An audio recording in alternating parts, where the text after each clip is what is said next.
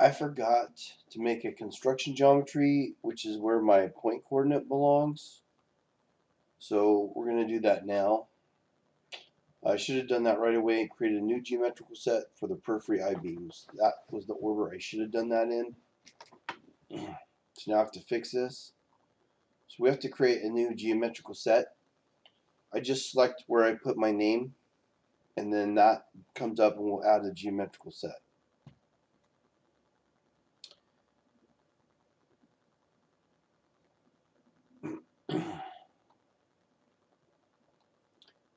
It's going to come in way down here, and I really want it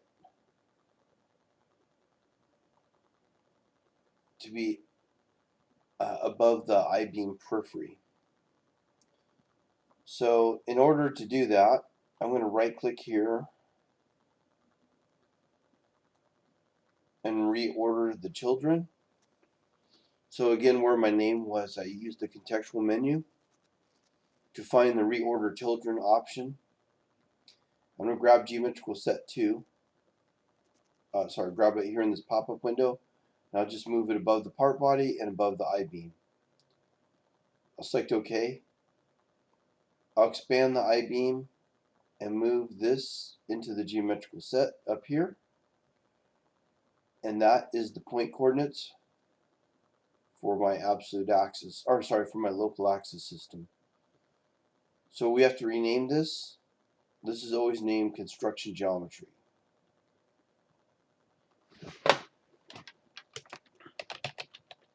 All in caps.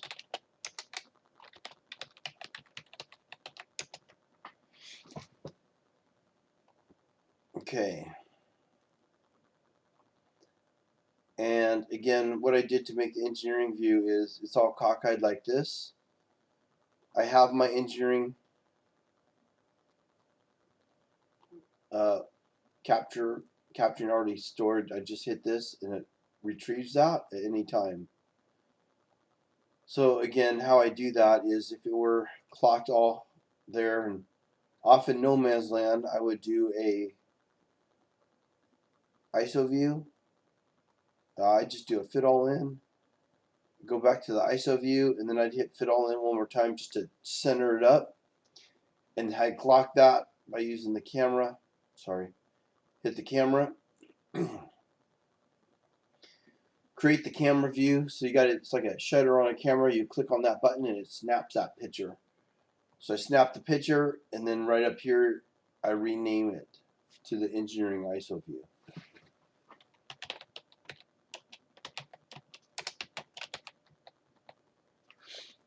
Okay, you got to hit enter, and that's what saves it.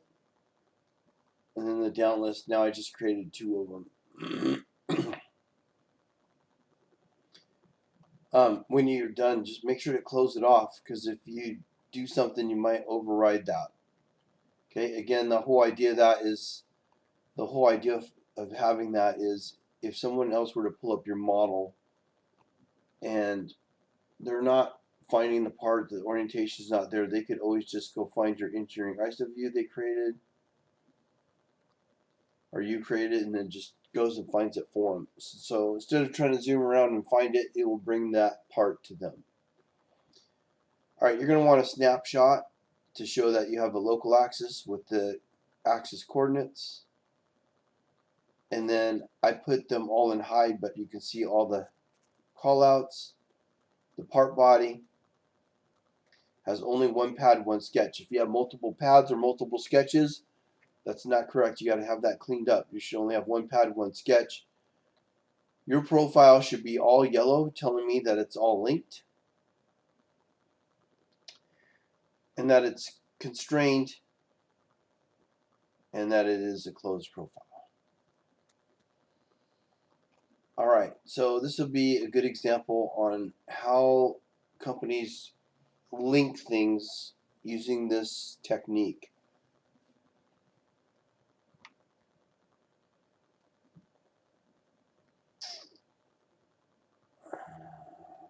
Just in case you don't know, you got to right click properties, and the mistake most people make is you got to be careful you're renaming the right one.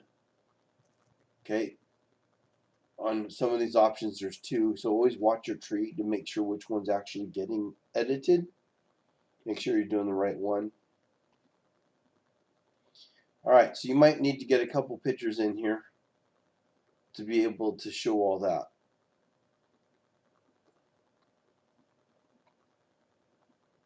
That'll be 20 bonus points also. Hopefully it'll help you do the actual assignment.